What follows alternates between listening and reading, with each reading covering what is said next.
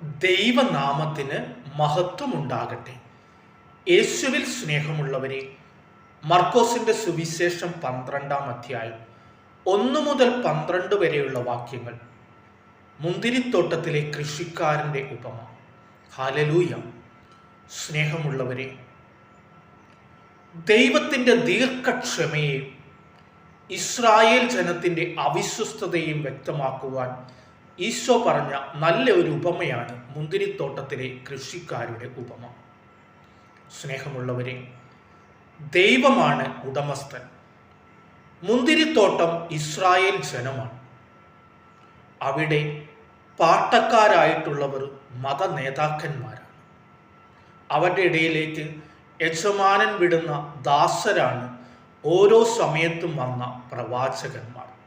അവസാനം വരുന്ന പുത്രനാകട്ടെ യേശു തന്നെയാണ്. സ്നേഹമുള്ളവരെ, ആ മത നേതാക്കന്മാർ പ്രവാചകരെയും അവസാനം യേശുവിനെയും വധിച്ചു. അവർക്ക് ശിക്ഷ ഉണ്ട് എന്ന് ഈ ഉപമ നമ്മെ പഠിപ്പിക്കുന്നുണ്ട്. സ്നേഹമുള്ളവരെ, ഈ നോമ്പ് കാലത്ത് നമുക്കും ഒന്ന് നമ്മെ തന്നെ വിചിന്തനം ചെയ്യുവാനും ആത്മശോധന ചെയ്യുവാനും സാധിക്കണം. പാപത്തിൻ്റെ അടിമത്തത്തിലാണോ നാം ജീവിക്കുന്നത്? നാം തെറ്റിൽ നിന്നും തിരിഞ്ഞ് മനസ്താവപ്പെടുവാനും പ്രായശ്ചിത്ത പ്രവൃത്തികൾ ചെയ്യുവാനും നമുക്ക് ഈ നോമ്പ് കാലത്ത് പരിശ്രമിക്കാം. ദൈവത്തിൻ്റെ വലിയ കൃപയ്ക്കായി നമുക്ക് യാചിക്കുകയും ചെയ്യാം. ദൈവം അനുഗ്രഹിക്കട്ടെ. ആമേൻ.